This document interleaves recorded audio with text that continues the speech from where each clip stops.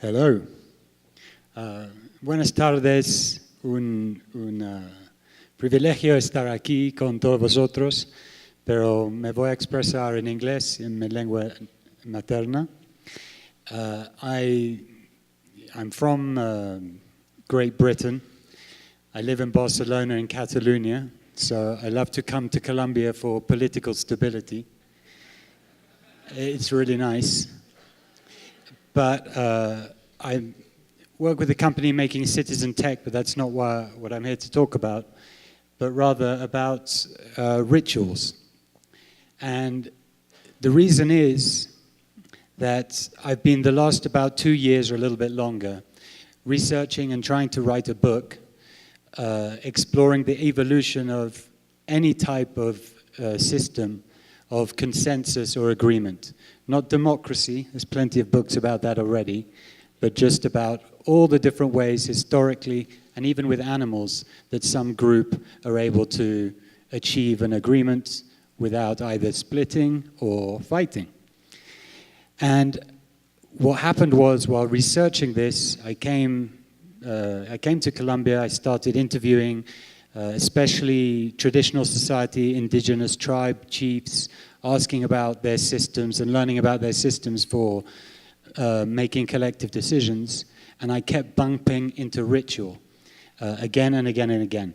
But if I could ask you, the important thing is not to think of ritual like this, but think of ritual defined in a slightly different way as a very practical system which just so happens to address the affective, the emotional, memory, do what a lot of us in peace building are trying to do, which is change how people's neurons are wired, change attitudes and things like that. And so I started to look at ritual as a very practical, not a sanctimonious or religious system, but as a practical technology itself for the changing of minds. So we're not talking about rituals being as kooky, although it has that fun kind of stuff. There's a reason for all the dancing and fire and drunkenness. But as a highly practical thing, which can be used for the production of moments, especially unforgettable moments, and usually transformative. So we think of well-known peace rituals, which everyone sort of knows about but doesn't know about, such as burying the hatchet and some kind of formal giving over a sword, smoking the peace pipe. These are kind of famous examples. And they're interesting to relook at and see why they work so well, or what they actually do, what their function is when it comes to concluding some kind of an agreement. And usually it takes you on a path which echoes some of what Helena and others were saying this morning about going beyond a piece of paper and a tabulated agreement, and creating moments where you start out as one thing, like enemies, and you end up as friends. Or you move from a state of war to a state of peace, or coming of age rituals from child to adult, marriage.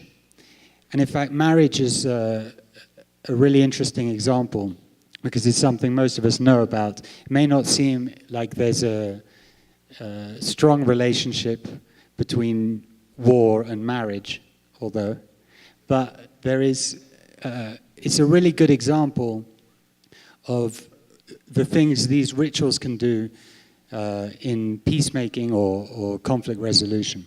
Because you have the same setup in which you can conclude a marriage just on a piece of paper.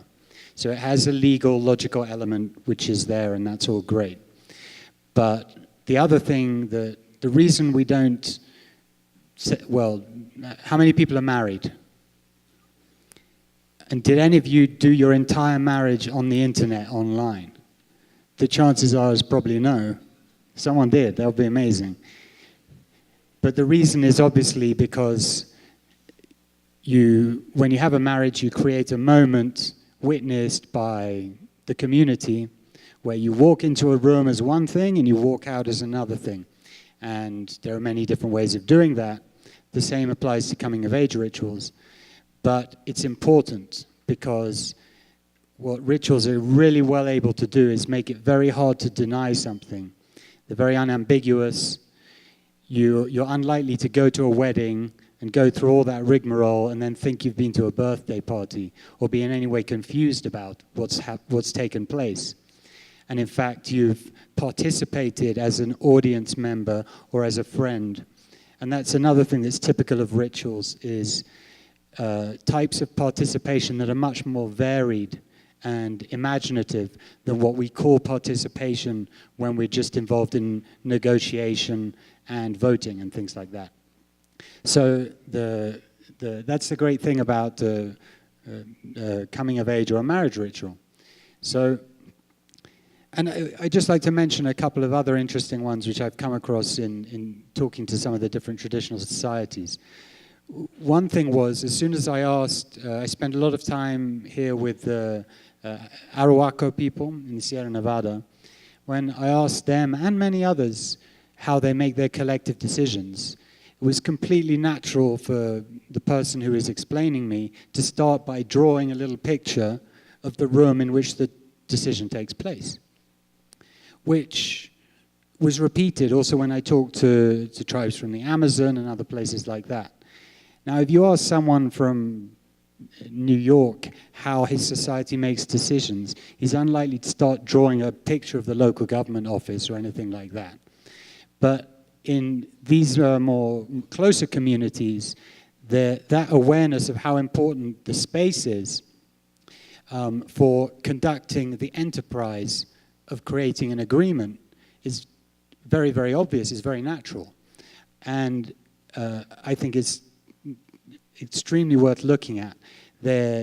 The way they describe how a decision-making process happens may not be democratic in the senses with which we seem to now be obsessively familiar, but there are the aspects that they include in the system include things like having the consultation and listening to different members of the community in the evening. Seems like a small thing, but in this place under a tree, Mamo sits there under the tree. It's in the evening, the light's going down. This is a place in which to contemplate, listen to, as we heard about listening before, listen to different points of view. They so happen to have, as many other communities have, no real tradition of trying to persuade, and certainly not interrupting. Like, there's no interrupting. You go on as long as you like. I've got 2 minutes. They just go on as long as they like.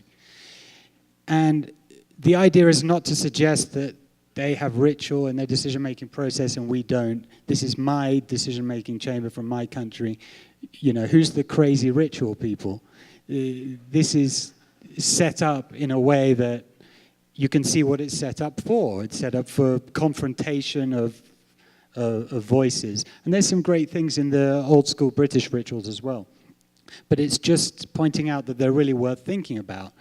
And then considering whether we're making collectively a mistake in ignoring all those aspects of the mentality, the way you feel when you make a decision, or when you reconcile to something, or you make peace with a decision, if you like, to ignore all of that and imagine that these kind of transformative experiences are going to be able to take place when you tick a box, or even worse, when you tick a box online, and entirely excise all the physical and state of mind aspects that are involved in contemplating making a decision, even if that does mean making a decision via voting. And in fact, voting is what I found in the research for my book about decision-making techniques, has its roots in ritual decision-making processes. It's not a mechanical idea that comes from Greece and Rome, and then we took it over, and it all works like a big machine. A large component, it has other components too, but a large component of the voting systems that we use indeed has a ritual decision-making element from councils and all these kind of processes. So in terms of thinking about ritual as a technology and of using technology to help build peace, those aspects, designing moments, and much more difficult perhaps than just tabulating how many people think one thing or how many people think another thing, a great counting exercise to validate something, to consider what technology might be able to do in terms of creating moments. It's much more difficult because you don't have the smells or the fire or that fun stuff, but you can do other things. And that's just proof, I think, that voting is not a mechanical thing. I mean, what's going on there is voting for the Pope, but it's there you can see the ritual-infused combination of mechanical voting and freaky stuff. Thank you very much.